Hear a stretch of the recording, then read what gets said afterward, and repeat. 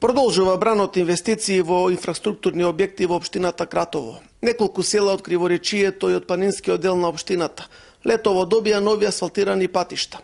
Градоначалникот Мите Андоновски смета дека овие инфраструктурни вложувања ќе го спречат иселувањето на населението, а ќе значат и импулс за стопанството. Од вчера почна асфалтирање на патот од село Ваков према Шопско Рудари, тоа се средства обезбедени од Светска банка преку јавното предпријатие.